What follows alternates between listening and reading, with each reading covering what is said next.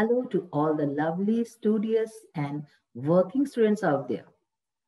आज आपण आपला जो चॅप्टर चाललाय रीडिंग वर्क्स ऑफ आर्ट, आज आपण याचा नेक्स्ट पार्ट वाचूया आणि बघू की काय वस्तू आहेत ज्या आपल्या राहिलेल्या आहेत.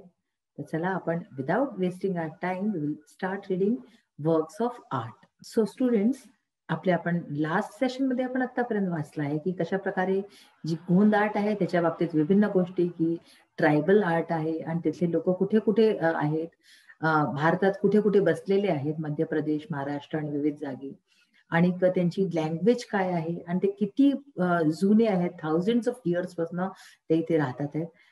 हे सगळं आपण जाणलं आणि कशा प्रकारे घराचं डेकोरेशन जे असतं त्याच्यापासून ही कला आली आहे, हस्तांतरित कशी झाली ही कला. त्यानंतर आपण वाचलं होतं की जो कॅनव्हास असतो तर त्यांचं काय असतं, surface on which to draw and the colours with which you draw. हे सगळं जे आहे, जे फोक पीपल्स असतात, जे म्हणजे लोककला वगैरे असतात, त्यात हे सगळं खूप प्राकृतिक असतं, ह्याच्यात काही वेगळं नाही घेतलं जात. तर आता आपण वाचतोय in the days of past, म्हणजे की ज्या जुन्या काळी several things in nature such as soils of different shades. तर काही वस्तू ज्या आहेत ज्या प्रकृतीशी रिलेटेड होत्या, जसं की सॉइल्स म्हणजे काय, माती, विभिन्न रंगांची माती असते, तुम्हाला माहिती आहे, शेड्स जे डिफरंट असतात, तर ते juice of plants, leaves, tree bark, जे ज्यूस असतं, जसं की जे झाडांचं ज्यूस आहे, लीव्स पानांचं, ट्री बार्क, अशाच प्रकारे जे मोठे मोठे वृक्ष असतात त्याचे जे हे असतात, त्याचं बार्क असतात, त्याचं फुलं, फ्लावर्स, फ्रुट्स म्हणजे की फळ, आणि even things like coal and cow dung. आणि ह्याच्याच बरोबर अशा वस्तू जसं की कोल असतं, जो कोयला असतो, कोयला, आणि कावडंग म्हणजे की गाईचं गोबर, ह्या सगळ्या व यूज टू प्रिपेअर कलर्स. तर ह्या सगळ्यांनी जे आहे कलर्स चा यूज केला जात होता, प्रिपेअर केले जात होते, कलर्स बनवले जात होते यांच्याने. The different colours, various textures and patterns were used. तर अशा प्रकारचे विविध कलर्स आणि टेक्स्चर, म्हणजे हर वस्तूचा टेक्स्चर वेगळा असतो ना, म्हणजे जसं कोणची वस्तू रफ असते, कोणची मऊ असते. तर अशा प्रकारचे texture, patterns were used. Year, पहा किती सुंदर गोंद आर्ट आहे. इयर आफ्टर इयर, तर असं दर वर्षानुवर्षी अशा विविध रंगांचा आणि गोष्टींचा यूज केला जात होता. Lending a simplicity to the art, आणि ह्याच्यानी हे आर्ट इतकं सिम्पल असूनही इतकं उत्कृष्ट दिसतं. When we see these pictures, we realize that a picture drawn this way or the other can look equally beautiful. तर जेव्हा आपण हे पिक्चर बघतो तेव्हा आपल्याला कळतं, हे रिअलाइज होतं की एक पिक्चर जी की अशा प्रकारे बनली आहे किंवा आणि कोणत्याही प्रकारे इतकीच तेवढीच सुंदर दिसते. What a deep thought this art conveys and so easily.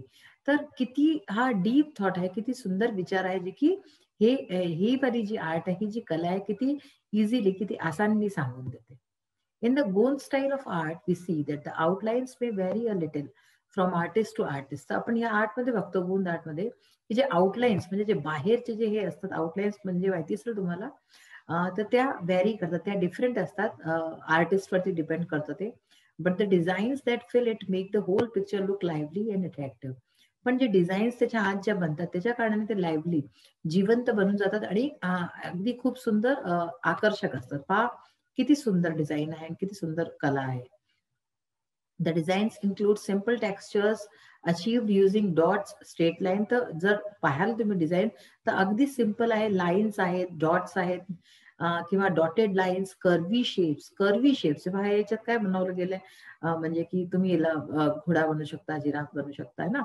तर कर्वी शेप्स अँड सर्कल्स, असे हे सगळ्यांनी सुंदर सुंदर कलाकृती असते. Special attention is given to the choice of various colours. विभिन्न प्रकारच्या कलर्स वरती विशेष लक्ष दिलं जातं. So that the total effect is amazing and beautiful. ताकि जे आहे तो पूर्ण जो एक इफेक्ट बने तो खूप सुंदर उभरून येईल. In today's age of commercialisation many men have taken up Gond art. तर आजच्या ज्या कमर्शियल एज मध्ये, म्हणजे खूप औद्योगिक प्रतिस्पर्धा वाढलेली आहे आणि अशा प्रकारच्या वेळे खूप लोकांनी जे आहे ही गोंद आर्ट घेतलेली आहे, म्हणजे की ते करतात त्याच्यामध्ये काम. But the roots of folk arts probably lie in women's daily chores. पण ह्याचे जे रूट आहेत हे कुठे ना कुठे जे आहे, जे बायका जे घरचं काम ज्या करतात तिथे कुठे ना कुठे आहे बसलेलं ह्याचं.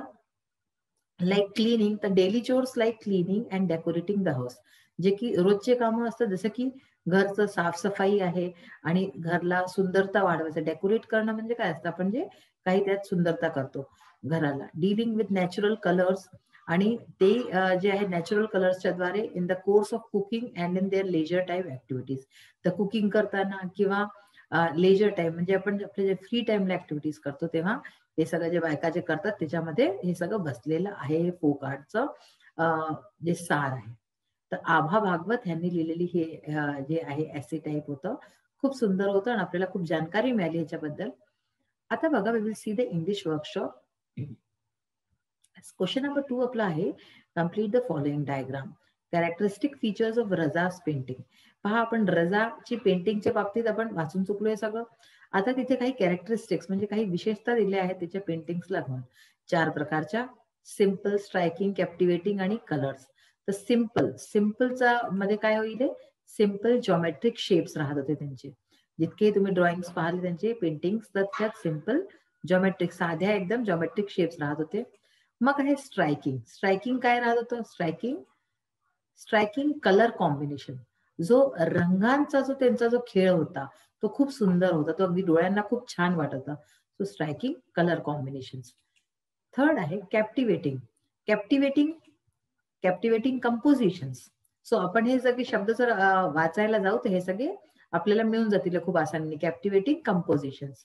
And last is colours. तर कलर्स कोणते होते, ब्लू अँड ऑरेंज कलर्स. त्यांच्या पेंटिंग मध्ये आपल्याला मॅक्सिमम ब्लू अँड ऑरेंज कलर्सचा यूज दिसतो. ते बहुतेक त्यांचे फेवरेट कलर्स होते. See, these type of questions come when there is a paragraph given. एक पॅराग्राफ दिला जातो आणि त्याच्यामध्ये तुम्हाला अशा प्रकारचा क्वेश्चन घेतो, तर ते तुम्हाला वाचून नीट करायचा राहतो. Then we will see our language study part. आता पहा, हे सगळं आपण करून चुकलो आहोत ऑलमोस्ट. जो क्वेश्चन बाकी आहे तो आज करणार आहे. जसं की हा क्वेश्चन एक आपला बाकी आहे. These 2 passages are examples of a short introduction to works of art. तर एक छोटे छोटे इंट्रोडक्शन होते वर्क ऑफ आर्ट बद्दल. अ शॉर्ट रिव्ह्यू, एक छोटासा रिव्ह्यू होता.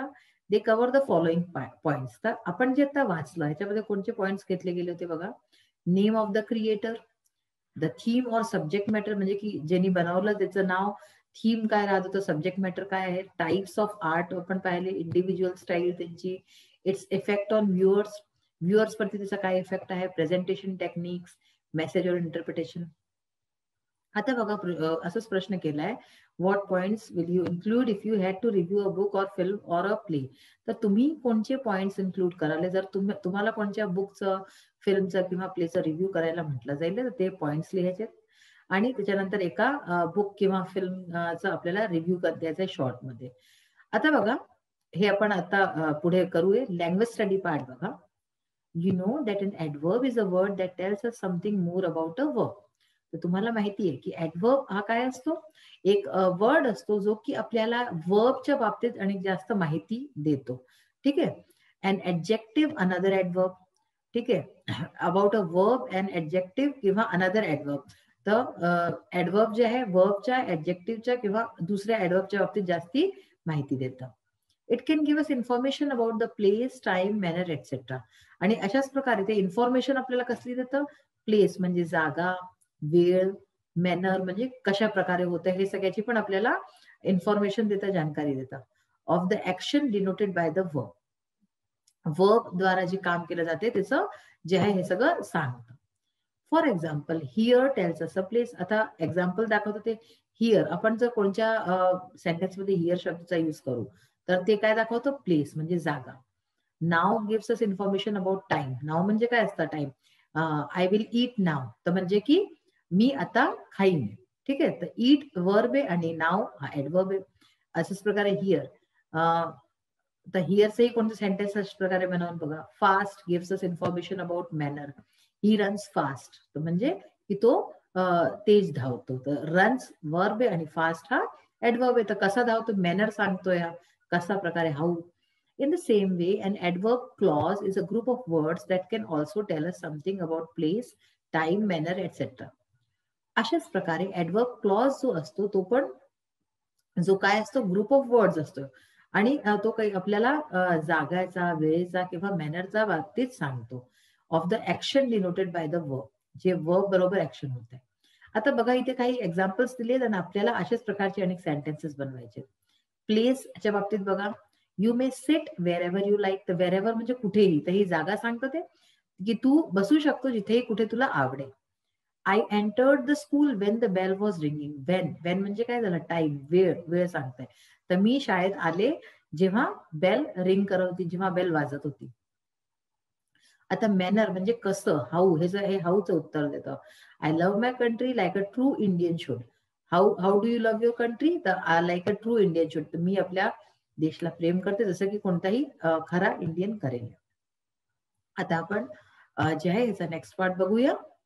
सो बघा क्वेश्चन नंबर 8 जो होता आपल्या इंग्लिश वर्कशॉपचा, ज्यात की होतं की जर आपल्याला कोणची रिव्ह्यू करायची आहे बुक, फिल्म किंवा प्ले, तर आपण कोणते पॉइंट्स त्याच्यामध्ये ऍड करू. तर बघा, the theme of the book, film, play. Theme काय आहे त्याची, किंवा the plot and the story. Plot काय आहे, स्टोरी काय आहे त्याची बुकची किंवा फिल्मची. The characters in the book, film, play. Characters कोणचे आहेत, कोणते कोणते कलाकार आहेत.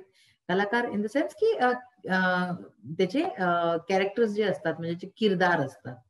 Flow of language and style of narration, की लँग्वेजचा फ्लो कसा आहे, की जी भाषा आहे ती कशी युज केली गेली आहे. Authenticity of the book, film, play. Story म्हणजे की स्टोरीची ऑथेंटिसिटी किती किती ते खरं आहे किंवा किती काय त्याच्यात कलात्मक युज केला गेलाय. The message conveyed in the book, film, play. Message काय दिला गेलाय, शेवटी संदेश काय आहे. आणि choose a book, film and review it in short using the points you have listed. तर बघा आता इथे आपण एक रिव्ह्यू करू. रिव्ह्यू ऑफ अ बुक, एक पुस्तकचा रिव्ह्यू आहे. The 3 mistakes of my life, म्हणजे की माझ्या जीवनाच्या 3 चुका. The 3 mistakes of my life is a novel written by Chetan Bhagat. तर ही चेतन भगत द्वारा लिहिलेली पुस्तक आहे. Who writes about Indians and for Indians, जे की भारतीयांकरता लिहितात. His characters are young and passionate. तर त्याचे कॅरेक्टर्स जे आहेत, जितकेही आहेत चेतन भगतचे, ते खूप यंग असतात आणि पॅशनेट म्हणजे काही पण काम करायला नेहमी तयार असतात. The novel follows the story of 3 friends and is based in the city of Ahmedabad in Gujarat. तर ही जी नॉवेल आहे ही 3 मित्रांची कहाणी आहे आणि कुठली बेस्ड आहे, गुजरातची बेस्ड आहे. City of Ahmedabad in Gujarat.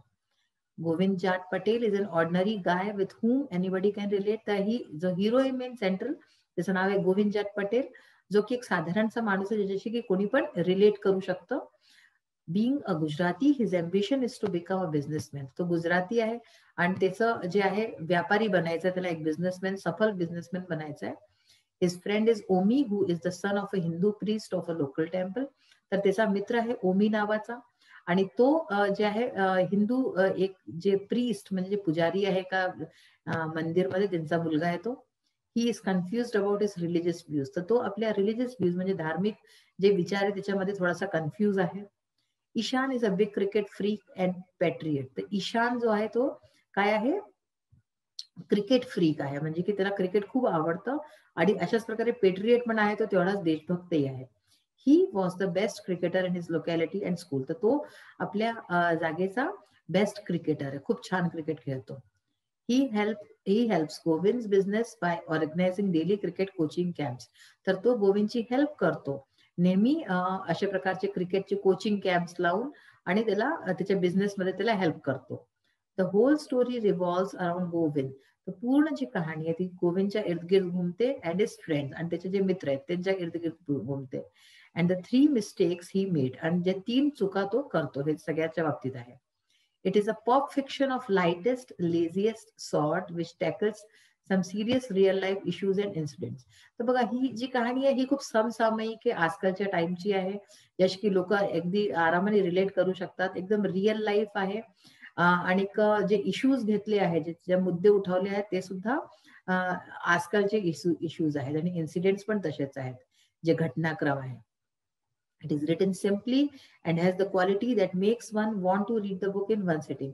खूप सिंपल लँग्वेजचा यूज केला गेलाय पुस्तक लिहायमध्ये आणि ह्याच्यात इतकी छान क्वालिटी आहे की एक जर कोणी वाचायला बसेल तर त्याला असं वाटतं की एकदा मध्ये पूर्ण पुस्तक वाचा.